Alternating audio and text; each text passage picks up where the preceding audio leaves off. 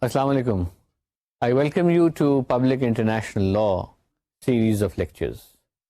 As you know, or you may not know, today is the last lecture of this course on Public International Law. And this last lecture will be about conclusions and overview.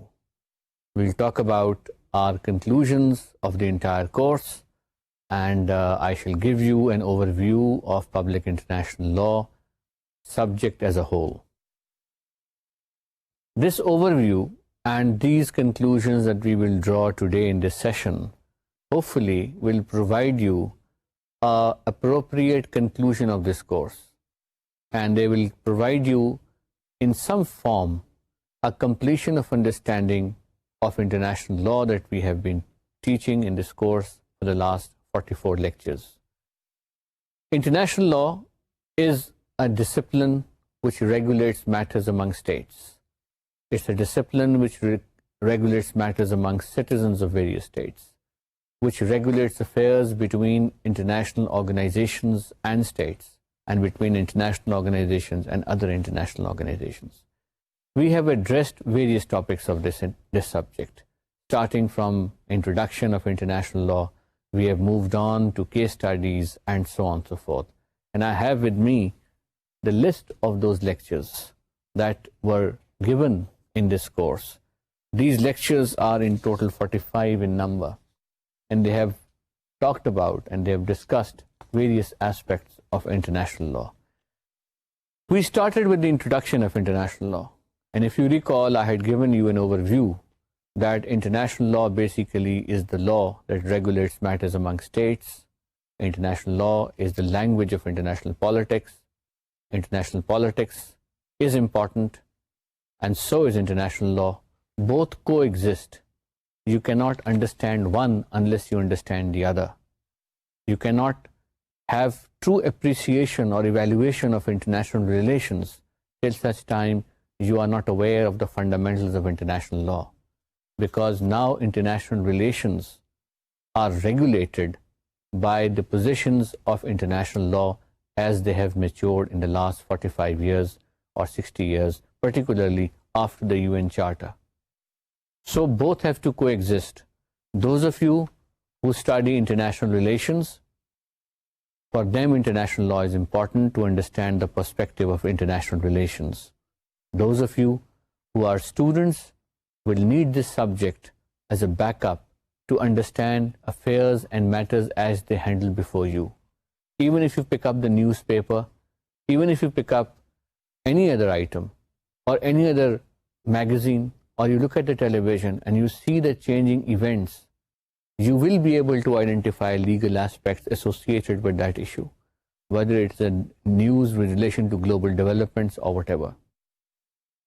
The topic that we had then moved on in terms of the enlistment was whether international law is law or not. We also raised this point. How do we know it is a law? Some people actually openly say international law is not a law. How is this kind of a law which can't be enforced? This is not a law because states openly violate it. Violation is in inverted commas. What does that mean? So should it be given a status of a law? We came to conclusion, yes, it should be given a status of a law, because after all, it is a law which is created with the consent of the sovereign states.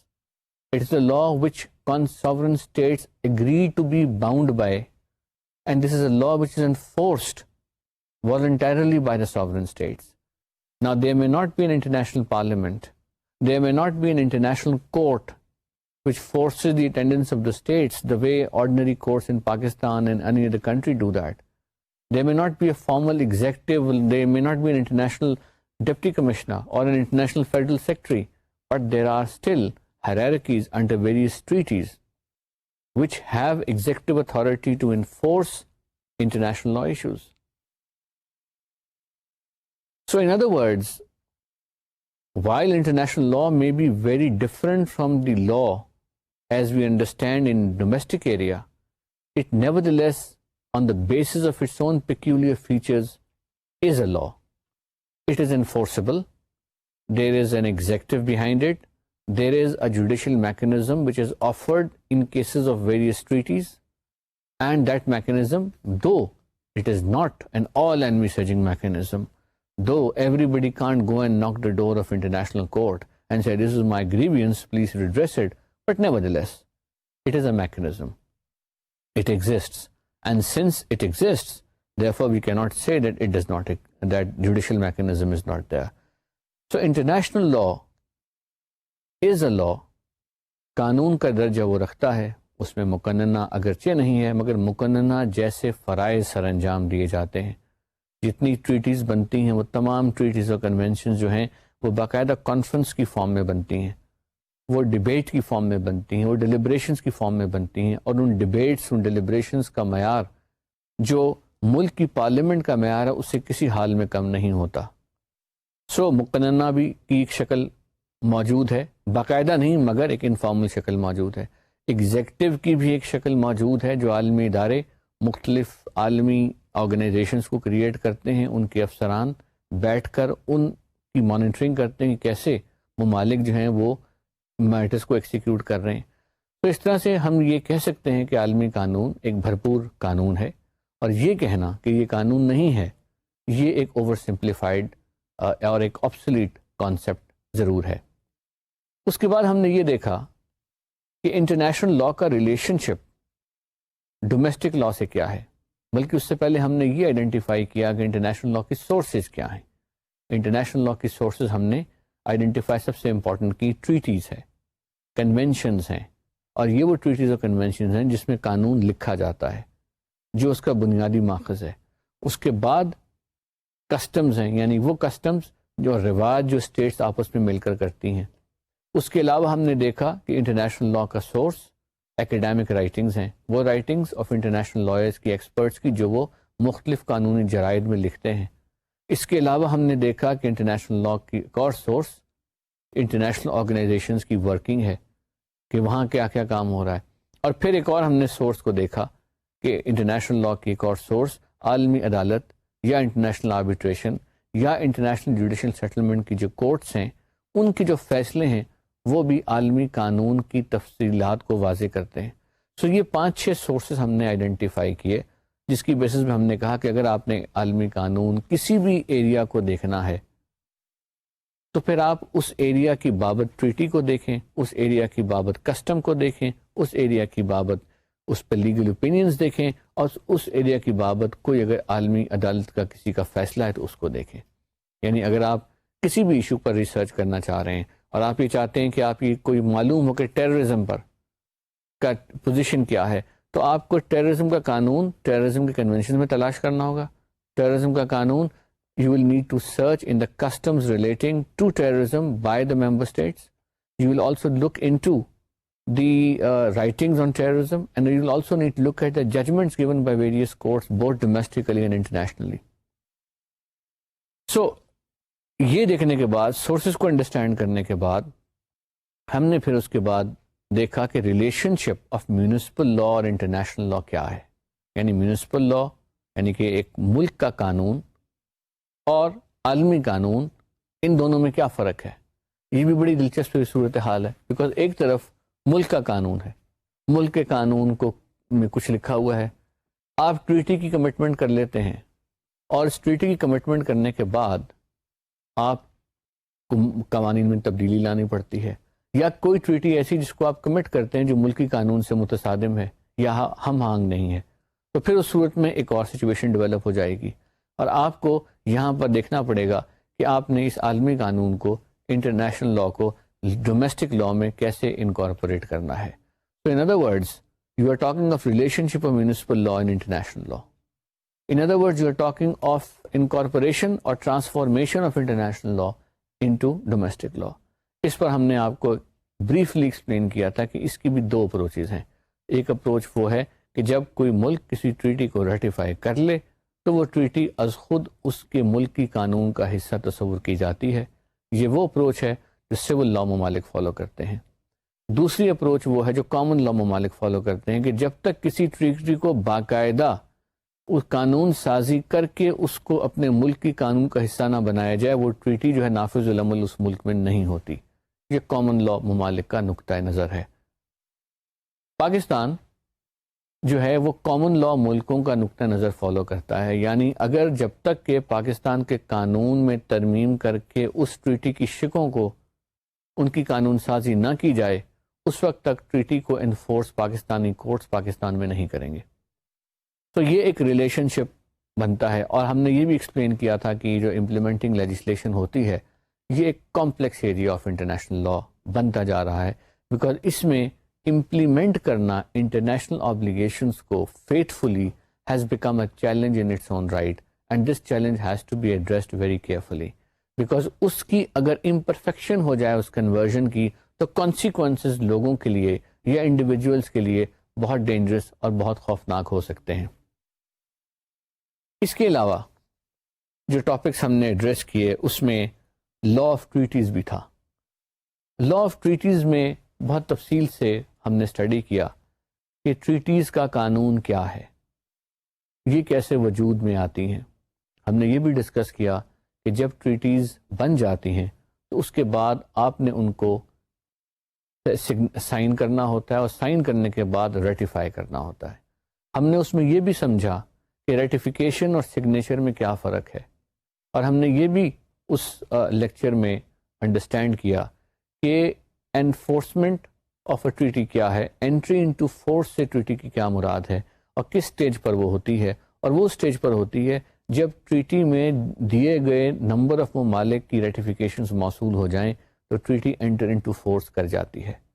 Signature وہ مقام ہے جب ملک صرف sign کرتا ہے treaty کو یہ باور کروانے کے لیے کہ میں اب کنسیڈر کروں گا whether I should be bound by this treaty or not. جبکہ ریٹیفیکیشن وہ عمل ہے جب باقاعدہ آپ ٹریٹی کو ریٹیفائی کرتے ہیں اور سائن کر کے اس کا انسٹرومنٹ آف ایکسیشن انسٹرومنٹ جو ہے وہ آپ ٹریٹی کی ڈپازیٹری کو بھجوا دیتے ہیں, تو یہ ریٹیفیکیشن ہو جاتی ہے. اور ریٹیفیکیشن کے بعد وہ ملک جو ہے وہ it is bound by that treaty and it has an obligation to implement that treaty. ہم نے اس لیکچر میں آپ کو یاد ہوگا یہ بھی ڈسکس کیا تھا کہ ٹریٹیز کے مختلف نام کیوں ہیں. یعنی کسی ٹریٹی کو ہم کنونشن کہتے ہیں تو کسی کو ہم ایکارڈ کہتے ہیں, کسی کا نام اگریمنٹ ہے, کسی کا نام MOU ہے, کسی کا نام پروٹوکول ہے. تو یہ کیوں ڈفرینٹ نام ہے اور ان ناموں کا قانونی امپیکٹ کیا ہے؟ نتیجہ یہ اخذ کیا گیا تھا کہ ان ناموں کا قانونی امپیکٹ کوئی نہیں ہے. یہ نام جو ہیں یہ نام پولیٹیکل بیک گراؤنڈ شاید اس کی وضاحت کرتے ہیں, but as such they have no bearing on the legal character and the interpretation of the treaty itself. So کسی ٹریٹی کو آپ سمجھتے ہیں کہ مناسب یہ ہے کہ اس کو اگریمنٹ کہہ لیا جائے جو بیٹھ کر ہوئی ہے, ایک ہی نشست میں طے پا لیا, یا ایک یا دو تو آپ نے اس کو سملا اگریمنٹ کہہ دیا. کسی ٹریٹی کو مناسب نہیں تھا اگریمنٹ کہنا تو آپ نے پریس کانفرنس میں اس کو اناؤنس کیا تو اس کو تاشکنڈ ڈیکلیریشن کہہ دیا. کسی ٹریٹی کے لیے چونکہ ایک نشست, دو نشست, تین نشست نہیں بلکہ کئی سال کی نیگوسیشنز چلیں, بے شمار کئی سالوں سے کنوین ہوتے رہے سیشنز کانفرنسز, تو آپ نے اس کو کنونشن کہہ دیا. کسی ٹریٹیز کے سیٹ کو, دو تین انسٹرومنٹس کو آپ نے جنیوا ایکارڈ کہہ دیا. اب کسی ٹریٹی میں اگر امینڈمنٹ بعد میں ایک اور ٹریٹی نے لانی ہے تو جو ٹریٹی امینڈمنٹ لا رہی ہے آپ نے اس کو پروٹوکول کہہ دیا. Protocol is an amendment to an existing treaty. جو استعمال ہے نامن کلیچر کا یا جو عنوان کا استعمال ہے ٹریٹی کا, اس کا قانون سے کوئی تعلق نہیں ہے. قانونی نقطہ نظر سے انٹرنیشنل لا کے پوائنٹ آف ویو سے you will give interpretation of a treaty as if its a text that is provided to you. ہم نے ٹریٹی کے کانٹیکسٹ میں ایک اور ایلیمنٹ کو ڈسکس کیا تھا. ہم نے یہ ڈسکس کیا تھا کہ ریزرویشن کا کیا کانسیپٹ ہے. ریزرویشن یا declaration to a treaty. Declaration ہم نے ایکسپلین کیا تھا مینز کہ جب کوئی ملک کسی ٹریٹی کو ریٹیفائی کرنے سے پہلے یہ کہتا ہے کہ آئی شوڈ بی یا میں ادا کر رہا ہوں کہ جب میری حد تک اس ٹریٹی کی انٹرپریٹیشن کی جائے گی تو ان الفاظ کے یا اس پروویژن کے معنی یہی لیے جائیں گے, اس سے بیونڈ کچھ نہیں لیے جائیں گے. یہ آپ نے ڈیکلیریشن کر دی کہ جی میری انٹرپریٹیشن ان الفاظ کی یہ ہے. جبکہ ریزرویشن سے مراد یہ ہے کہ میری حد تک اس پروویژن کو اپلائی نہ کیا جائے. Please reserve its operation qua me. I am not interested for the implementation of this provision. I am prepared to accept the remaining treaty but not this provision. آپ نے اس کو ایکسیپٹ کرنے سے انکاری ہیں. ریزرویشن کا بھی جنرل قانون یہ ہے کہ آپ ریزرویشن اس پروویژنس کی بابت لگا سکتے ہیں جو پروسیجرل ہو یا جنرل ہو، لیکن اگر آپ ایسی ریزرویشن لگا رہے ہیں جو کسی ٹریٹی کی بنیاد سے تعلق رکھتی ہے کوئی پروویژن، تو پھر وہ ریزرویشن قابل قبول نہیں ہوگی. تو لا آف ٹریٹیز میں ہم نے یہ سب کچھ اسٹڈی کیا تھا، signature, ratification, nomenclature of a treaty, اور اس کے علاوہ باقی چیزوں کو جو ٹریٹی کے لا سے متعلقہ ہیں. پھر اس کے بعد ہم نے اسٹیٹ کی جورسڈکشن کے کانسیپٹ کو ایکسپلین کیا کہ اسٹیٹ کی جورسڈکشن کا کانسیپٹ کیا ہے، اسٹیٹ اپنی جورسڈکشن سے کیا مراد رکھتی ہے. اسٹیٹ تو ایک نیچرل پرسن تو ہے نہیں، کوئی انسان کا نام نہیں ہے، کسی جاندار کا نام نہیں ہے. اسٹیٹ تو ایک لیگل فکشن کا نام ہے. جس زمین پہ آپ کھڑے ہیں اس کے گرد ایک احاطہ لگا ہوا ہے اور وہ آپ کی اسٹیٹ ہے، مگر ایز سچ وہ کوئی نیچرل پرسن نہیں ہے. تو جب ہم یہ کہتے ہیں کہ اسٹیٹ اپنی جورسڈکشن ایگزرٹ کرتی ہے تو اس سے کیا مراد ہے؟ کہ کیا اسٹیٹ اٹھ کر بھاگ پڑتی ہے، یہ ساری زمین اٹھ کر کسی کے پیچھے چل پڑتی ہے؟ نہیں. کیا اس سے مراد یہ کہ اسٹیٹ نے اپنی جورسڈکشن کو اوورسیز میں اسرٹ کیا؟ کیا اس سے ہم مراد یہ لیں گے کہ اسٹیٹ کی ساری زمین اٹھ کر بھاگ کے کسی دوسرے ملک پر چڑھائی کر رہی ہے؟ نہیں. اسٹیٹ کی جورسڈکشن ڈیفائن کرتا ہے اسٹیٹ کا قانون، اسٹیٹ کا آئین.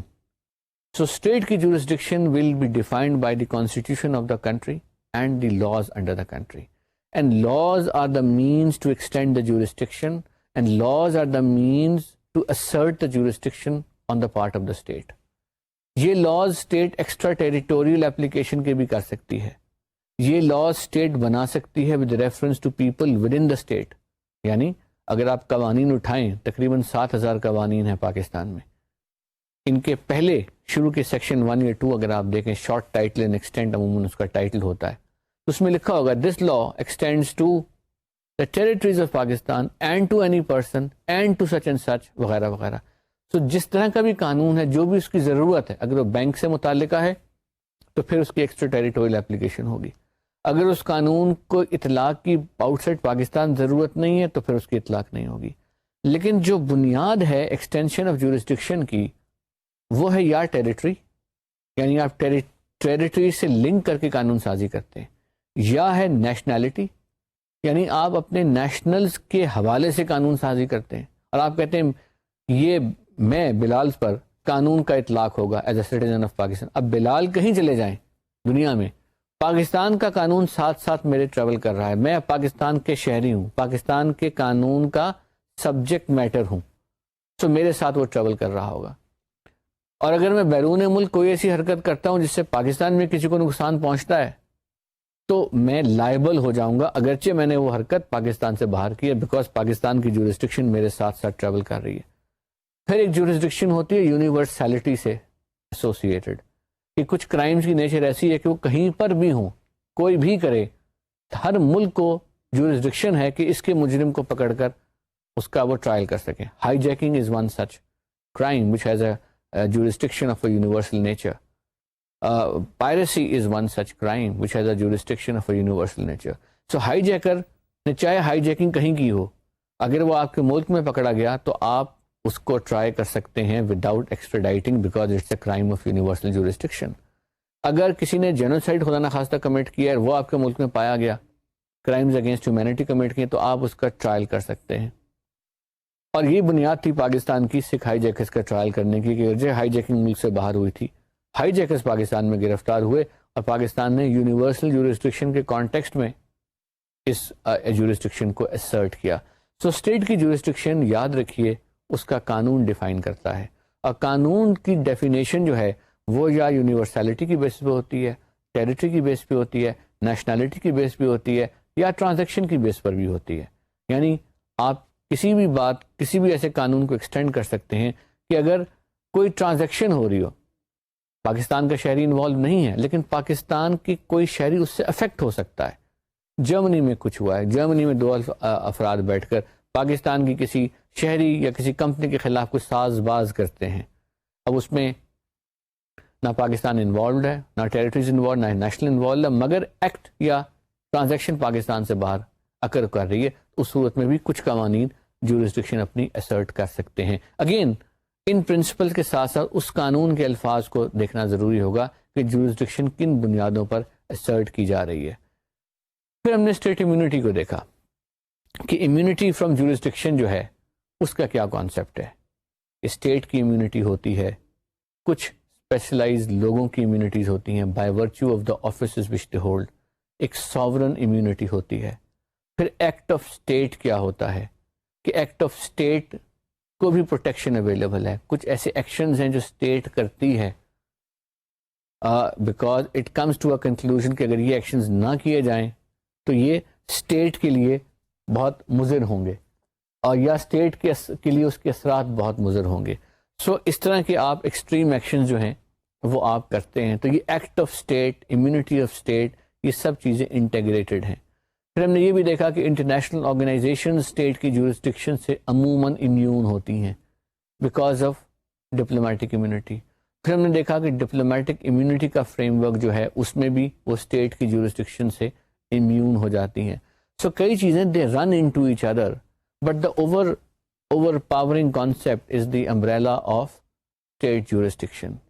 اسٹیٹ جورسڈکشن کے بعد we also were able to look at the concept of territory. یہ ٹیریٹری کا کیا کانسیپٹ ہے, اسٹیٹ کی ٹیریٹری آپ کیسے ایکوائر کرتے ہیں, کیسے انکریز کرتے ہیں. اس میں ایک چیز ہم نے واضح کر دی تھی کہ یو این چارٹر کے بعد ٹیریٹریز کی ایکوزیشن تھرو فورس اب امپاسبل ہے, اٹ از اللیگل. پہلے زمانے میں جو ہم کہانیاں پڑھتے تھے یا تاریخ پڑھتے ہیں کہ اسکندر اعظم نے منزلوں پہ منزلیں مار کے فلانا ملک فتح کیا, فلانا ملک فتح کیا, یا فلانے سپہ سالار نے یا فلانے بادشاہ نے ایسے حملہ کر کے ممالک کو فتح کیا اور اپنی سلطنت کو بڑھایا. اب وہ بڑھاوا سلطنت میں یا اب وہ بڑھاوا ملک میں پاسبل نہیں ہے because of article 24 of the U N charter. So territory بڑھانے کی traditional mode are now declared illegal. So پھر ٹیریٹری میں ایڈیشن یا انکریز کس بنیاد پر ہو سکتا ہے, اس کے قانونی وینیوز کیا ہیں. اس کا قانونی طریقہ ہے ایکسیشن کا, کہ کوئی اور ملک اپنا کوئی خطہ آپ کے ساتھ ایکسیڈ کر دے, آپ کو دے دے, جس طرح ہم عام زبان میں رجسٹری کرنا کہتے ہیں. پاکستان نے لداخ کی ٹیریٹری چائنا کو سیڈ کر دی, 1962 کا غالباً ایگریمنٹ تھا جس کے توسط سے کی. اسی طرح بے شمار ممالک کے مابین مختلف ایگریمنٹس ہوتے ہیں یا ہوئے تھے, اب تو بہت کم ہوتے ہیں, جس میں وہ تھرو سیڈ کرتے ہیں ٹیریٹری کو تھرو دس پروسیس. پھر the other process of acquiring or losing territory is the process of prescription, process of plebiscite and accretion. Prescription کا پروسیس یہ ہے کہ آپ کسی ایسی خطے پر بیٹھے ہوئے ہیں جو آپ کا نہیں ہے اور دوسرا ملک پروٹیسٹ نہیں کر رہا, تو اگر وہ پروٹیسٹ نہیں کرتا تو by virtue of prescription you are able to mature your title over a period of time, and this maturity of title through occupation is a valid mode of transfer. اسی لیے جب بھی کوئی کسی ملک کے کسی خطے پر کوئی اگر آ کے بیٹھے یا کوئی قصبہ ہو یا کوئی بیرون ملک کے لوگ آئیں تو پروٹیسٹ بیکمز نیسری تاکہ لا آف پرسکرپشن اسٹاپ ہو جائے. سیاچن گلیشیئر والے ایشو میں بھی کافی حد تک یہ ایشو انوالو تھا کہ اگر جب انڈین آرمی آ کر وہاں بیٹھی تو یہ ضروری ہو گیا تھا کہ پاکستان کی جانب سے ایک بہت اسٹرانگ پروٹیسٹ آئے تاکہ ان کا آرگیومنٹ آف کنٹینیوئنگ پوزیشن جو ہے اس کو روک دیا جائے. اور وہ اسٹرانگ پوزیشن اور وہ اسٹرانگ پروٹیسٹ جو ہے وہ ملٹری فارم اینڈ شیپ میں کرنا بہتر تھا تاکہ ان کو ملیٹریلی بھی ریزسٹ کیا جائے اور لیگلی بھی وہ ملٹری موو جو ہے وہ لیگل بنیاد کی بنیاد پر ہو. تو ہم نے دیکھا کہ اس طرح سے پرسکرپشن کی بیس پر جو ہے وہ بھی territories they can change hands over a period of time. Accretion is natural way کہ اگر کسی کہیں آتش فشاں پہاڑ کسی ساحل کے پاس پھٹا اور کوئی جزیرہ وجود میں نیا آ گیا, یا اگر ایک دریا جو ہے وہ سرحد کے طور پر دو ملکوں کے درمیان کام کر رہا ہے, تو پھر جس طرح اس کے ڈپازٹس اس کی میانڈرنگ لوپس میں ہوتے ہیں تو وہ تھوڑی بہت ایکریشن سے اسٹیٹ کی ٹیریٹری بڑھتی یا کم ہوتی ہے. یہ بھی we became clear کہ modes of acquiring territory are also modes of losing territory. Modes of acquiring territory اور modes of losing territory کوئی الگ الگ چیز ایس سچ نہیں ہے. جن موڈ سے ٹیریٹری ایک اسٹیٹ ایکوائر کرتی ہے انہی موڈ سے دوسری اسٹیٹ ٹیریٹریز کو لوز بھی کرتی ہے. Then the another important subject we had touched was law of recognition. Recognition کا لا کیا ہے؟ جب آپ کہتے ہیں کہ میں نے فلانے ملک کو تسلیم کر لیا یا فلانے ملک کو تسلیم نہیں کیا، تو اس کا کیا امپیکٹ ہے؟ اس کا امپیکٹ بڑا دلچسپ ہے. قانون کی نظر میں ایک ڈیفیکٹو کانسیپٹ ہے کہ اگر کسی ملک میں کچھ لوگ اس کے خطے پر قبضہ کر لیتے ہیں اور وہ قبضہ افیکٹو ہو جاتا ہے مگر وہ ریکگنائز نہیں ہوتا، تو پھر کیا صورتحال ہے؟ Recognition gives international personality. Recognition کی بھی دو تھیوریاں ہیں کہ کانسٹیٹیوٹیو تھیوری اور ڈیکلیریٹری تھیوری. ایک تھیوری یہ کہتی ہے کہ اگر میں ریکگنائز جب تک فارمل ریکگنیشن نہ کی جائے اس وقت تک state does not comes into existence. Declaratory theory یہ کہتی ہے کہ اسٹیٹ کی ریکگنیشن محض ایک ڈیکلیریٹری فیل ہے، ایک اضافی فیل ہے، اس سے اسٹیٹ کی وجود میں آنے کی قانونی شکل پہ کوئی فرق نہیں پڑتا. سو اس پر یہ بحث جاری رہتی ہے. بٹ اب جو ممالک ہیں ان کی اپروچ یہ ہے کہ instead of making formal declarations of recognising new states they are simply referring to a conduct that they begin to have with a new state which has come into existence, and through that conduct one is able to decipher that yes, now they have moved into a situation where they can deem to have recognized the state for all practical purposes. یہ ہمارے issue asset Pakistan کے context میں major issue تھا، کوئی اور ممالک کے case میں میجر ایشو تھا کہ ان ممالک کو جو نئے وجود میں آ رہے ہیں ریکگنائز فارملی کرنا چاہیے یا نہیں کرنا چاہیے. یو کے اور یو ایس کی اسٹیٹ پریکٹس جو ہے اٹ اوائڈز فارمل ریکگنیشن. اسی طرح پھر we talked about state succession. State کی سکسیشن جو ہے وہ کیا ہے کہ جب اسٹیٹ ایک ٹوٹتی ہے تو ٹوٹنے کے بعد وہ مختلف اسٹیٹس میں بٹ جاتی ہے، تو جو میجر اسٹیٹ ہے اس پر جو قانونی ذمہ داریاں ہیں وہ کیسے باقی اس کے سب سیٹس پر تقسیم ہوتی ہیں یا ان پہ ڈیوالو اپون کرتی ہیں اور اس کا کیا اثر ہے. ہم نے یہ بھی دیکھا اسٹیٹ سکسیشن کو، اور ہم نے یہ بھی اسیس کیا کہ بعض اوقات اگر بہت چھوٹے چھوٹے ٹکڑوں میں اسٹیٹ بٹ رہی ہو تو بٹنے کے وقت یا تقسیم ہونے کے وقت یہ فیصلہ کر لیا جاتا ہے کہ ان میں سے کون سی اسٹیٹ ہے جو سکسیسر اسٹیٹ کہلائے گی، اور باقی جو اسٹیٹس چھوٹی چھوٹی وجود میں آ رہی ہیں ان کو یہ آپشن ہوگی کہ وہ دوبارہ کنونشنز کو ریٹیفائی کر سکیں یا نئی قانون سازی کر سکیں یا انہی قوانین کو اڈاپٹ کر لیں.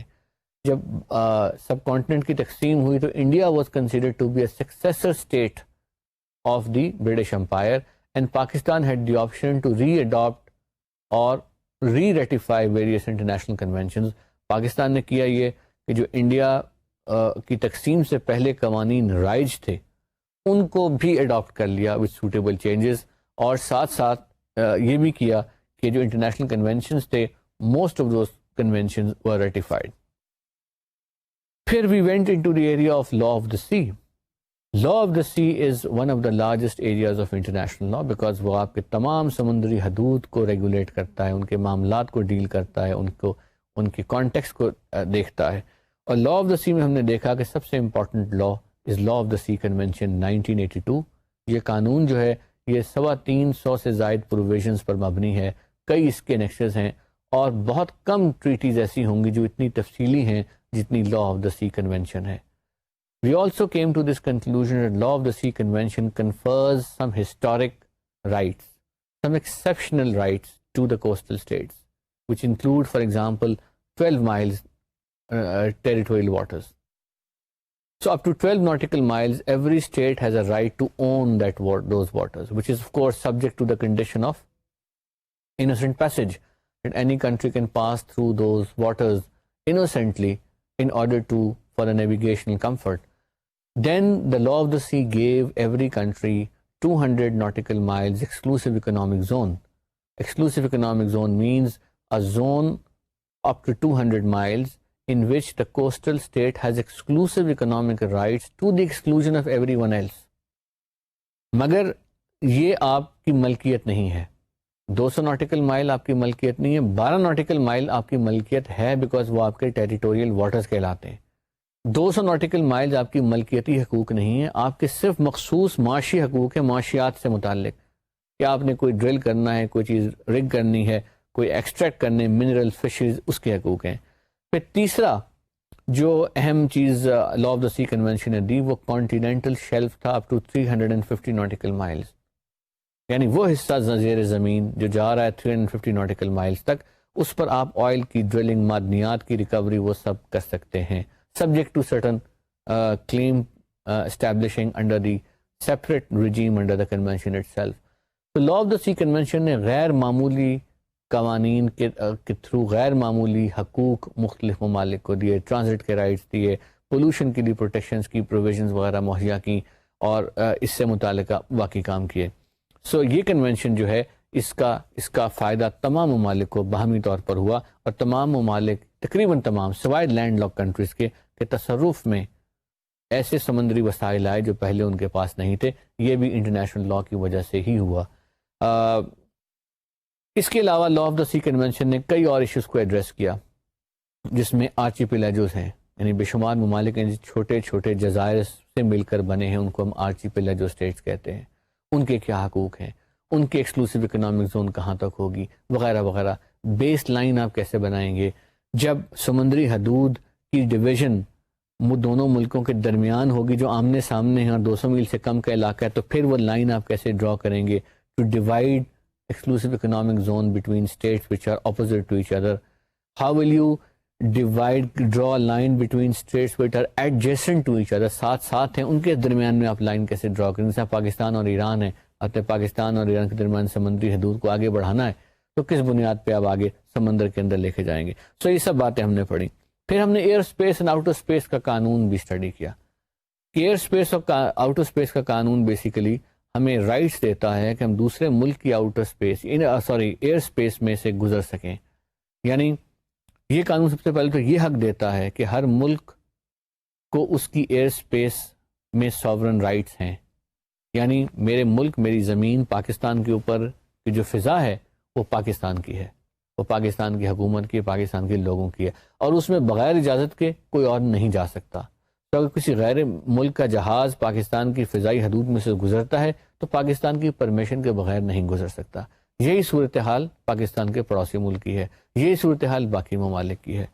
اور اس کے لیے to make all this aircraft and aviation industry a success, تاکہ بار بار اجازتیں نہ لینی پڑیں. جب بھی آپ نے جہاز PIA کا ٹیک آف کرانا ہے، پاکستان سے لنڈن جانا ہے، نیو یارک جانا ہے، تو 20-25 ملک درمیان میں آتے ہیں، تو بار بار آپ کس ملک سے اجازت لیں گے؟ اس کے لیے اسٹینڈنگ ٹریٹیز بن گئی، یعنی ایگریمنٹس ممالک نے آپس میں کر لیے جو انٹرنیشنل سول ایویشن آرگنائزیشن نے ان کو آرگنائز کروایا.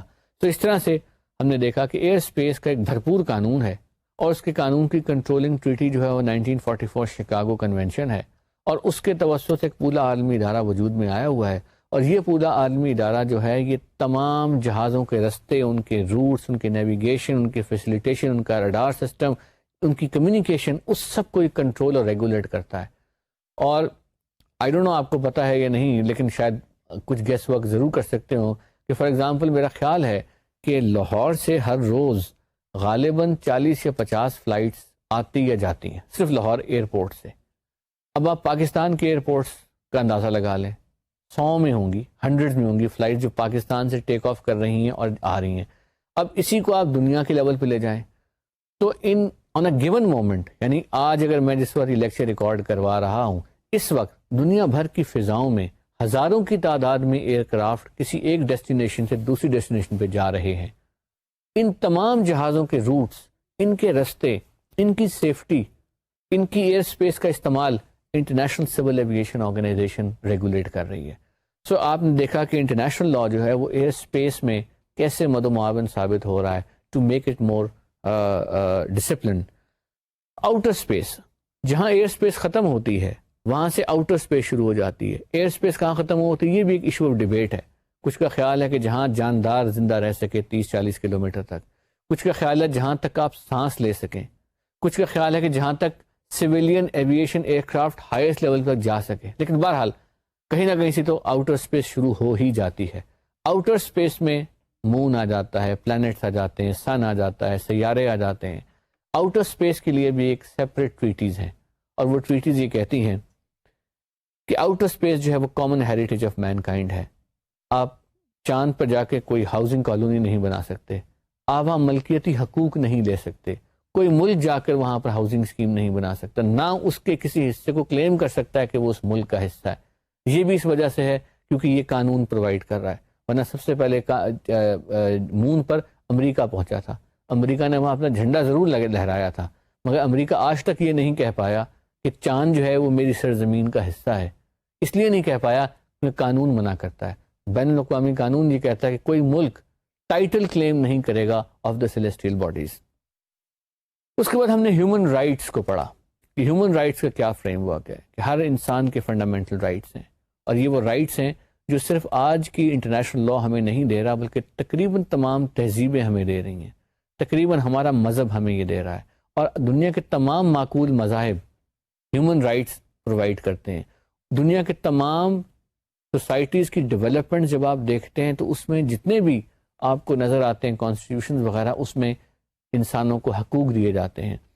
ان حقوق کو عالمی سطح پر کوڈیفائی کر دیا گیا، کچھ حقوق کو آئیڈینٹیفائی کر دیا گیا کہ یہ وہ حقوق ہیں جن پر کوئی کمپرومائز نہیں ہوگا، اور اگر آپ نے یہ حقوق لوگوں سے چھیننے ہیں تو پھر یو میک شیور کہ you have a proper process in place. مثلاً رائٹ ٹو لائف، یہ انتہائی قیمتی حق ہے، اگر آپ نے کسی سے اس حق کو چھیننا ہے، اگر وہ مجرم ہے تو پھر معاشرہ یہ پرووائڈ کرے کہ اس کو پروف، اس کو موت کی مقام تک لے جانے سے پہلے یہ اسٹیبلش کر دیا جائے وتھ ثبوت، وتھ شہادت، وتھ پروسیجر کہ یہی وہ مجرم ہے جس کی معاشرے کو تلاش تھی اور اس کو یہ سزا دینی بنتی ہے۔ سو آپ نے کسی کی جان نہیں لینی جب تک کہ آپ ڈیو پروسیس نہ لیں۔ اسی طرح آپ کے حقوق جن میں رائٹ آف لبرٹی ہے، جس میں رائٹ آف ڈگنیٹی ہے کہ کسی انسان کی بے عزتی نہ کی جائے، کسی انسان کے ساتھ بدسلوکی نہ کی جائے، کسی انسان کے ساتھ ایسا سلوک نہ کیا جائے جس سے کہ یہ شرمندگی ہو کہ یہ انسان جو ہے یہ اس کے لائق نہیں تھا۔ سو ان سب حقوق کو ہیومن رائٹس کہا جاتا ہے۔ ان سب حقوق کو کوڈیفائی کر دیا گیا into some important instruments of human rights. ان میں سے ایک امپورٹنٹ انسٹرومنٹ جو universal declaration of human rights ہے، جو ٹویٹی نہیں ہے، ریزولوشن ہے۔ اس کے بعد دو امپورٹنٹ کووننٹس آئے۔ Covenant again is a name of a ٹویٹی relating to social and economic and civil and political rights۔ یہ دو الگ الگ ٹویٹیز ہیں، اور انہوں نے بڑی تفصیل سے ان حقوق کی مزید وضاحت کر دی، اور وضاحت سے لکھ دیا کہ حقوق کے ایگزیکٹ معنی اور تفاصیل کیا ہیں، اور اس طرح سے یہ حقوق جو ہیں یہ عالمی سطح پر ریکگنائز ہو گئے اور ان کی ایک شکل نکل آئی۔ پہلے تو حقوق جنرل سینس میں تھے، اب آپ الفاظ پڑھ کر آئیڈینٹیفائی کر سکتے ہیں کہ ہاں یہ وہ حقوق ہیں جن کی ہم بات کر رہے ہیں اور جن کے حوالے سے ہم گفتگو کر رہے ہیں۔ سو ہم نے ہیومن رائٹس کو بھی پڑھا اور اس کو بھی دیکھا۔ اس کے ساتھ ساتھ ہیومن رائٹس کو پڑھتے ہوئے ہم نے اس کے علاوہ نیوکلیئر لا کو بھی انڈرسٹینڈ کیا کہ نیوکلیئر لا کا فریم ورک کیا ہے، نیوکلیئر لا سے ہماری کیا مراد ہے۔ یہ ایک نیا ایریا آف انٹرنیشنل لا جو ایوالو ہوا، بیکاز ہم نے دیکھا کہ جب سے نیوکلیئر ایکسپلوژنز ہوا، دنیا میں نیوکلیئر طاقتیں وجود میں آئیں، تو پھر اس کے ساتھ ہی نیوکلیئر قانون وجود میں آیا، اور یہ نیوکلیئر قانون نان پرولیفریشن ٹریٹی تھا، جس میں یہ کہہ دیا گیا کہ 5 ممالک کے علاوہ اب کوئی اور ملک طاقت کا استعمال، اب کوئی اور ملک جو ہے وہ نیوکلیئر ڈیوائسز یا نیوکلیئر ٹیکنالوجی نہ اختیار کرے گا، نہ کسی کو دے گا، اور نہ ہی اس کو یوز کرے گا۔ تو ایک پروہیبیشن کریٹ کر دی گئی۔ اس کے بعد ایک سیپریٹ ادارہ وجود میں آیا جس کو ہم IAEA کہتے ہیں۔ IAEA کا کام یہ تھا کہ بہرحال نیوکلیئر ٹیکنالوجی پیسفل پرپزز کے لیے بھی چاہیے، تو ایک طرف تو آپ نے نیوکلیئر ٹیکنالوجی کی ممانعت NPT میں کر دی، لیکن وہ ٹیکنالوجی جو پیسفل پرپز کے لیے چاہیے وہ تو ممالک کو ملنے کا اختیار ہے۔ اس اختیار کو ریکگنائز کیا گیا، اور یہ ٹیکنالوجی تھی یہ ملکوں کو اویلیبل ہونا شروع ہو گئی۔ اس اویلیبلٹی کو مانیٹر کرنے کے لیے کہ کہیں یہ مس یوز نہ ہو جائے، IAEA نے کہا کہ ہم اس کو گارڈ کریں گے کہ یہ سیفلی گارڈ ایکسیکیوٹ ہو رہی ہے، نہیں، اس کو سیف گارڈ کہا گیا، اور سیف گارڈ کے باقاعدہ ایگریمنٹس بنائے گئے۔ سو اب آپ IAEA سے کوئی چیز لیتے ہیں اور آپ کہتے ہیں کہ جی ہم نے اپنی سائنسز میں کوئی ڈیولپمنٹ کرنی ہے، ہم نے ایگریکلچر یونیورسٹی میں نیوکلیئر بیس کوئی ریسرچ کرنی ہے، ہم نے میڈیسن میں کوئی نیوکلیئر بیس ریسرچ کرنی ہے، تو IAEA آپ کے ساتھ ایگریمنٹ کرتا ہے، وہ ٹیکنالوجی آپ کا جو سپلائر ہے، کینیڈا سے آپ لے رہے ہیں، جاپان سے لے رہے ہیں، وہ آپ کو اویلیبل کی جاتی ہے، اور پھر اگر آپ وہ آ کے شوکت خانہ میں اس کو انسٹال کرتے ہیں، کسی اور ہاسپٹل میں انسٹال کرتے ہیں، کسی اور جگہ انسٹال کرتے ہیں، پھر آئیے کہ انسپیکٹرز آ کے دیکھتے ہیں کہ کہیں آپ نے اس کو ڈائیورٹ کر کے کسی اور ملٹری یوز میں تو نہیں لے کے جا رہے، وغیرہ وغیرہ. سو نیوکلیئر لا بھی جو ہے وہ ہمارے لیے ایک امپورٹنٹ ایریا اب بھی بنتا جا رہا ہے، نہ صرف ہمارے لیے بلکہ پوری دنیا کے لیے. اسی طرح نیوکلیئر لا کے بعد ہم نے IAEA کو بھی دیکھا، اور پھر ہم نے ٹیررزم کو ایز اے لا کی سب سیٹ کے طور پر اسٹڈی کیا کہ انٹرنیشنل لا اینڈ ٹیررزم کیا ہے، بیکاز ٹیررزم بہرحال ایک ایریا آف انٹرنیشنل لا ہے، اور اس کو ہینڈل کیسے کیا جائے. اس میں ہم نے کنونشنز دیکھے، اس میں تقریباً 13 میجر کنونشنز ہیں جو مختلف ایریاز کو ڈیل کرتے ہیں. یہ کنونشنز جو ہیں یہ ٹیررزم کو ڈیفائن کرتے ہیں with reference to certain acts. مثلا ہائی جیکنگ جو ہے وہ بھی ایکٹ آف ٹیررزم ہے، مگر وہ ہائی جیکنگ سے متعلقہ ہے. سویلین جو سمندر میں آئل پلیٹ فارمز ہوتے ہیں ان کو ڈسٹرائے اگر کیا جائے تو اس کے لیے ایک سیپریٹ کنونشن ہے، مگر یہ کمپریہنسو کنونشن نہیں ہے. تو یہ 12-13 کنونشنز کو بھی ہم نے دیکھا. اس کے علاوہ ہم نے اقوام متحدہ کی 13 یا 14 ریزولوشنز ہیں جو ٹیررزم سے متعلقہ ہیں، 1269 سے شروع ہو کے 1373 سے شروع ہو کے 1617 اور آگے تک. ہم نے ان کا بھی جائزہ تفصیل سے لیا کہ یہ ٹیررزم سے متعلق قانون کو کیسے آگے بڑھا رہی ہیں. اور یہ جو development of law and terrorism ہے through UN security council, although it is not a controversy free development, but nevertheless it is a development taking place. اس کا امپیکٹ کیا ہے، اور ریزولوشن جو ہیں کیسے ایک میکینزم کریٹ کرتی ہیں for enforcement of law against terrorism. ہم نے ڈیفینیشن کو بھی ایگزامن کیا کہ اگرچہ کمپریہنسو کنونشن آن ٹیررزم جو ہے وہ نیگوسیشن کی فائنل سٹیج میں ہے، اور اس میں تقریباً تمام شکیں فائنل ہو گئی ہیں ماسیوائڈ ٹیررزم کے کی ڈیفینیشن کے، مگر ہم نے یہ بھی دیکھا کہ اس ڈیفینیشن فارمل ڈیفینیشن نہ ہونے کے باوجود اقوام متحدہ کی قرارداد کے خاص پیرے کو de facto definition of terrorism تصور کیا جاتا ہے. اور ہم نے یہ بھی دیکھا کہ ٹیررزم کی ڈیفینیشن سے زیادہ ٹیررزم کے ایونٹ کی بے خنی تھرو لا زیادہ امپورٹنٹ ہے. سو اب ڈیفینیشن کا جو ایشو ہے وہ تھوڑا آبسلیٹ ہو گیا ہے، وہ ذرا پس منظر میں چلا گیا ہے. ایکٹ آف ٹیررزم کے خلاف لیگل میکینزم کو ریوائیو کرنا زیادہ امپورٹنٹ چیلنج اور زیادہ کریٹیکل ہو گیا ہے. سو لا آف ٹیررزم کو بھی جو ہے وہ ہم نے اس کا اوور ویو اس کانٹیکسٹ میں لیا. پھر ہم نے ریفیوجی لا کو بھی دیکھا کہ ریفیوجی لا جو ہے وہ کیسے ہے، کہ ریفیوجیز جو ایک ملک سے دوسرے ملک میں جاتے ہیں ان پر کون سا قانون اطلاق اس کا ہوگا. UNHCR UN commission for refugees جو ہے اس کا کیا لیگل امبریلا ہے، اس کا کیا لیگل ایمبٹ ہے، اور جو کنونشن کے نیچے ریفیوجی ہے وہ کیا ہے. اور ہم نے distinction between convention refugee and the commission refugee جو تھی اس کو بھی ہم نے انڈرسٹینڈ کیا، اور اس کی کمپلیکیشنز کو بھی ایگزامن کیا، اور یہ بھی دیکھا کہ ریفیوجی کے رائٹس جو ہیں وہ براڈلی کیا ہوتے ہیں، انٹرنلی ڈسپلیس پرسنس کے رائٹس کیا ہوتے ہیں، اور اس سے منسلکہ جو لیگل ایشوز سامنے آتے ہیں وہ کیا ہوتے ہیں. پھر ایک امپورٹنٹ ایشو جو ہم نے ایگزامن کیا ان ڈیٹیل وہ تھا یوز آف فورس، یعنی طاقت کا استعمال. کہ طاقت کا استعمال آپ کس طرح سے کریں اور کس کانٹیکس میں کریں کہ وہ انٹرنیشنلی کریکٹ سمجھا جائے اور لیگلی ٹرو سمجھا جائے اور لیگلی ایکوریٹ سمجھا جائے، بیکاز طاقت کے استعمال سے سب سے زیادہ ڈینجر ہوتا ہے انٹرنیشنل پیس اینڈ سیکیورٹی کو ڈیمیج ہونے کا. تو طاقت کے استعمال کے لیے ہم نے UN چارٹر کو دیکھا کہ اس میں جو بنیادی شکیں ہیں، اور اس میں سب سے اہم شک آرٹیکل 51 ہے جو لیجیٹمائز کرتا ہے یوز آف فورس کو ان کیسز آف سیلف ڈیفینس. اس کے علاوہ آپ فورس یوز کر سکتے ہیں ان کیس آف ریپرائزل، یعنی کسی ملک نے آپ کے خلاف کوئی چھوٹا سا حملہ کیا، آپ بھی اتنا ہی چھوٹا حملہ، اتنی طرح کی اسٹرائک دوسرے ملک کے کسی نان سویلین ٹارگٹ یا ملٹری ٹارگٹ کے خلاف کر کے اپنا بدلہ چکا سکتے ہیں. اسے کہتے ہیں ہم ریپرائزل. ہیومینیٹیرین انٹرونشن کا قانون جو ہے یوز آف فورس کے قانون کانٹیکسٹ میں، وہ بھی ہم نے ایگزامن کیا کہ جب نارملی تو ہیومینیٹیرین انٹرونشن کہیں نہیں لکھا ہوا، کوئی ٹریٹی اس کی نہیں ہے، کسی جگہ یہ آتھرائزیشن نہیں ہے، مگر اسٹیٹ پریکٹس سے over a period of time یہ اب تقریباً طے پا گیا ہے کہ جب کسی ملک میں قدرتی آفات ایسی آ جائیں کہ وہاں کی ملک کی پاپولیشن کو شدید خطرہ لاحق ہو جائے، یا اس ملک میں کوئی ایسا ظلم و ستم کی نیچر ہو, ہیومن رائٹس کی گراس وائلیشن ہو, یا کوئی جینوسائیڈ ہو, یعنی لسانی بنیاد پہ, مذہبی بنیاد پہ لوگوں کو بحیثیت نسل ان کی ختم کی جا رہی ہو, اس صورت میں کسی بھی اسٹیٹ کو یہ حق مل جاتا ہے کہ وہ اتر کر انٹروین کر کے فوجی اتار کے اس کو روکے اور لوگوں کی لائف کو گارنٹی یا پروٹیکشن دے. تو یہ ہیومینیٹیرین انٹرونشن کا قانون ہے جو ہم نے دیکھا, مگر جو لیگل فریم ورک ہے یوز آف فورس کا وہ یو این چارٹر کے آرٹیکل 51 کے کانٹیکسٹ میں ہی ہے. اس کے علاوہ یوز آف فورس کی آتھرائزیشن جو ہے وہ یو این سیکیورٹی کاؤنسل کی ریزولوشنز کے نیچے ہیں, اور ہم نے اس لیکچر میں جو یوز آف فورس عراق میں کی گئی اس کے حوالے سے جو ریزولوشن آئی اس کا بھی معائنہ کیا. جو افغانستان میں یوز آف فورس کا انسٹنس ہوا, امریکی فوجی آئے, وہ کس قانون کے نیچے ہے, ہم نے ان قانونی ریزولوشنز کو بھی ایگزامن کیا, اور اسی طرح ہم نے کچھ اور ایگزامپلز بھی اس میں دیکھی. پھر ہم نے انٹرنیشنل ہیومینیٹیرین لا پر ایک تفصیلی بحث کی کہ انٹرنیشنل ہیومینیٹیرین لا کیا ہے.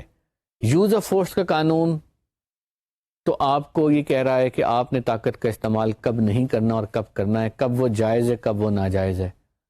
انٹرنیشنل ہیومینیٹیرین لا یہ کہہ رہا ہے کہ چلیے یہ تو ایک الگ بحث ہے کہ آپ طاقت کا استعمال غلط کر رہے ہیں یا صحیح کر رہے ہیں, لیکن جب بھی طاقت کا استعمال ہوگا تو you will follow certain discipline in using force. You will conduct it is a law for the conduct of hostilities, کہ اگر آپ جنگ کرنے جا رہے ہیں, دشمن کو بھی مارنے جا رہے ہیں, تو اس طرح سے ماریے کہ پین منیمائز ہو. آپ کی ملٹری نیسیسٹی ہو سکتی ہے کہ آپ نے اپنا ایک دفاعی ہدف حاصل کرنا ہے, آپ نے کسی جگہ کو فتح کرنا ہے, آپ نے دشمن کو محاصرہ توڑنا ہے, آپ نے کوئی اوفینسو کرنا ہے, جو بھی اسٹریٹجک آبجیکٹیوز میں کرنا چاہتے ہیں, تو وہ آپ نے ہدف اچیو کرنا ہے.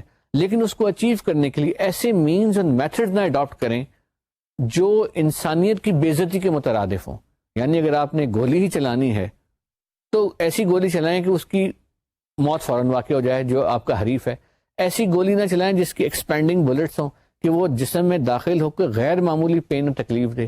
ایسی گیسز نہ استعمال کریں جو اذیت دیتی ہوں اننیسیسریلی. ایسی اور مینز اینڈ میتھڈ, جب کوئی بندہ ہتھیار ڈالے اس کو مت ماریں, اور جب وہ بندہ آپ کے پاس آ جائے as a prisoner of war تو اس پر یہ حقوق آپ اپلائی کریں گے. اس کو حق ہوگا خط لکھنے کا, اس کو اچھے کمبل کا حق ہوگا, اسے کھانے کا حق ہوگا, تھوڑی سی چہل قدمی کا حق ہوگا, وغیرہ وغیرہ. سو یہ چیزیں. اسی طرح جب فوج کسی غیر ملکی ایریا پر قابض ہو جائے, کچھ عرصے کے لیے قابض رہے, تو پھر جہاں کی لوکل پاپولیشن کے ساتھ کیا سلوک وہ فوج کرے گی, ان کی کرنسی کو کیسے ہینڈل کرے گی, ان کی کمیونیکیشن کو کیسے ہینڈل کرے گی, اور ان کے عام رسد و سامان وغیرہ کا کیا سلسلہ ہوگا. یہ سب چیزیں انٹرنیشنل ہیومینیٹیرین لا میں ہم نے دیکھی کہ مختلف کنونشن اور مختلف ایونچولیٹیز کو کور کرتے ہیں. پھر اس کے بعد ہم نے دیکھا انٹرنیشنل کرمنل کورٹ کا کانسیپٹ, کہ ایک عالمی کورٹ بنایا گیا کہ جب بھی کوئی انٹرنیشنل ہیومینیٹیرین لا کی وائلیشن کرے گا یا کرتا ہوا پایا جائے گا تو پھر اس کے لیے انٹرنیشنل کرمنل کورٹ ہے. انٹرنیشنل کرمنل کورٹ سے پہلے آج تک کوئی ایسی عدالت وجود میں نہیں آئی تھی جو انسانوں کو رسپانسبل ٹھہرائے, چاہے وہ ہیڈ آف اسٹیٹس ہوں, چاہے وہ آرمی کے آفیشلز ہوں, چاہے وہ گورنمنٹ کے آفیشلز ہوں, جن پر یہ الزام ہو کہ انہوں نے نسل کشی کی, انہوں نے جینوسائیڈ کمٹ کروایا, یا انہوں نے کوئی اور وار کرائمز کمٹ کروائے. اب سے پہلے ایسا کوئی کنونشن از خود نہیں تھا جس میں یہ کمپلسری جورسڈکشن ہو. تو انٹرنیشنل کرمنل کورٹ بنایا گیا through a treaty called Rome statute. اس میں یہ پورا اسٹرکچر کریٹ کیا گیا, اس میں ججز اپوائنٹ کیا گیا, اس میں پروسیکیوٹر آفس اپوائنٹ کیا گیا, اس میں کورٹ آف اپیل پرووائڈ کیا گیا, اس میں میکینزم آف اریسٹ پرووائڈ کیا گیا, اور اس میں سب سے امپورٹنٹ اوفینسز کو ڈیفائن کیا گیا پہلی مرتبہ باقاعدگی سے. ان اوفینسز کی ڈیفینیشن کی وجہ سے there was a possibility of at least making sure that you know exactly when a wrong has been committed and how it should be addressed. تو انٹرنیشنل کرمنل کورٹ جو ہے آج کل وہ دارفور میں جو قتل نسل کشی کی گئی اور جو قتل و غارت کیا گیا, اس کے جو رسپانسبل آفیشلز ہیں ان پر وہ ٹرائل کنڈکٹ کرنے کا سوچ رہا ہے. بائی دا آئی سی سی کے پریزیڈنٹ پاکستان 2005 میں تشریف بھی لائے تھے پاکستان کا, انہوں نے دورہ بھی کیا تھا, اور وہ ایز اے جج بھی یہاں پر ان کا دورہ ہوا. بہت اس دورے کے علاوہ the other topic that we studied was state responsibility.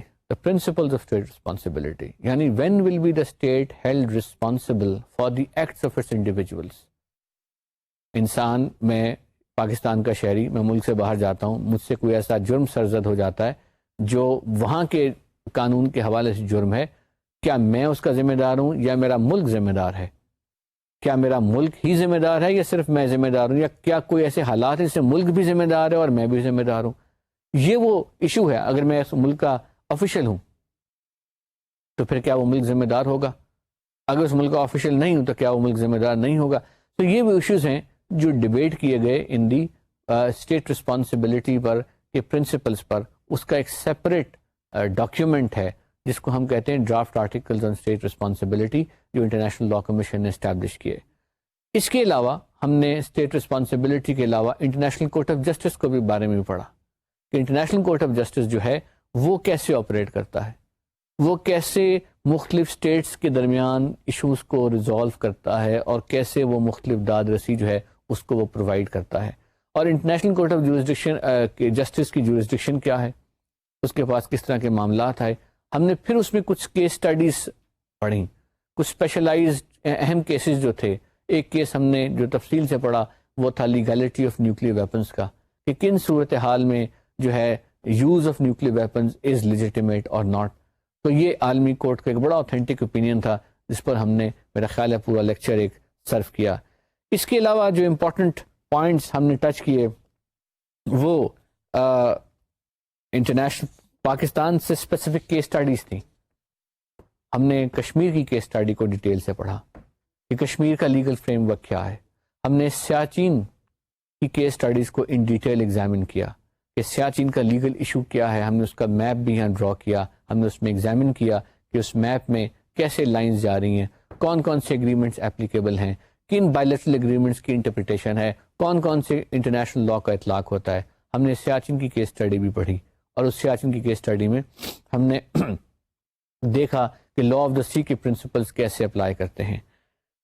اس کے علاوہ پھر ہم نے کچھ امپورٹنٹ کرنٹ ایشوز بھی دیکھے. ان کرنٹ ایشوز میں جو ہم نے دیکھے اس میں انٹرنیشنل کرمنل لا کی ریسنٹ ڈیولپمنٹ دیکھی کہ انٹرنیشنل کرمنل لا کی ریسنٹ ڈیولپمنٹس میں منی لانڈرنگ کا ایشو ہے، میوچول لیگل اسسٹنس کا ایشو ہے. اس کے علاوہ جو باقی میٹرز ہیں سچ ایز فورفیچر کے ایشوز ہیں، ٹرانس باؤنڈری انسالوینسیز کے ایشوز ہیں، ان کو بھی ہم نے بریفلی اسٹڈی کیا in these areas of international لا. پھر ہم نے اٹلانٹک کیس بھی دیکھا. پاکستان جو معاملہ اپنا انٹرنیشنل کورٹ آف جسٹس میں لے کر گیا تھا اٹلانٹک جہاز کی شوٹنگ ڈاؤن کا، ہم نے بڑی تفصیل سے اس ججمنٹ کو ایگزامن کیا اور ہم نے اس میں ایگزامن کیا کہ پاکستان کے خلاف یہ فیصلہ کیوں آیا، جورسڈکشنل ایشوز کیا تھے اور کیا ایشوز جو تھے وہ ریز کیے گئے، اس کے علاوہ کون کون سے میٹرز جو تھے. پھر لاسٹلی ہم نے جو تھا وہ کچھ کیس اسٹڈیز یونائٹڈ نیشنز کی دیکھیں کہ یو این کی آرگنائزیشنز کیسے آپریٹ کرتی ہیں، انٹرنیشنل ٹریڈ لا کا کیا فریم ورک ہے. نارملی لوگ انٹرنیشنل ٹریڈ لا کو یہی سمجھتے ہیں کہ WTO، لیکن ہم نے دیکھا کہ انٹرنیشنل ٹریڈ لا کا ایک کمپلیٹ کمپریہنسو فریم ورک ہے اور وہ فریم ورک جو ہے وہ ہمیں ایکسپلین کرتا ہے کہ ٹریڈ لا ایک بہت کمپلیکس ایریا ہے اور وہ بہت ٹیکنیکل ایریا ہے اور اس ٹیکنیکل ایریا کو ٹیکنیکلی ہینڈل کرنا ضروری ہے. وہ کوئی سیاسی ایریا نہیں ہے، وہ ریگولیٹری ایریا ہے. سو اس کے بعد پھر ہم نے ریسنٹ کیس اسٹڈیز پر آئے. ہم نے جو future challenges of international law ہے ان کو دیکھا.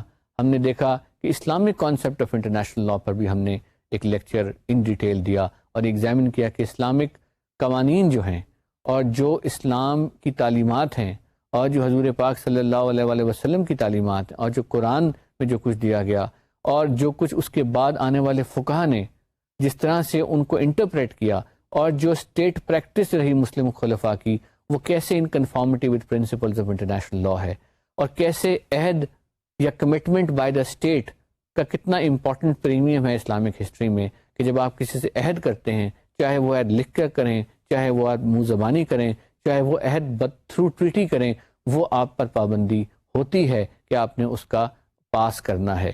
سو ہم نے ان چیزوں کو بھی دیکھا اور اس طرح سے کرتے کرتے ہم ٹورڈز دی اینڈ اب آج آپ کے سامنے اس فائنل لیکچر میں موجود ہیں جس سے آپ کو یہ آئیڈیا ہوا ہوگا کہ we are now coming towards the end of international law course. This course, I hope, would have given you an overview and an idea that international law is an important discipline. It has been neglected, but it should not be neglected any further. Pakistan has huge stakes in international law. You as students have responsibility, if at all you take interest, to do more work in international law. If you are not a student and you are somebody who is interested in international law, by watching this program, perhaps it is advisable that you may like to take more interest in international law, study more the relevant areas. But even if you are not formally studying it, at least you've had an idea that how a legal component of any international issue can be examined and why it should not be ignored. When we analyze things, we only look at the political side. We only look at the emotional side. We do not look at its details. We do not look at its legal aspects. And it is the legal language through which we are able to move ahead. It is a legal language which improves on our strategic position, and we can best serve our national interest if we know the legal language of international politics, which is international law. Thank you very much.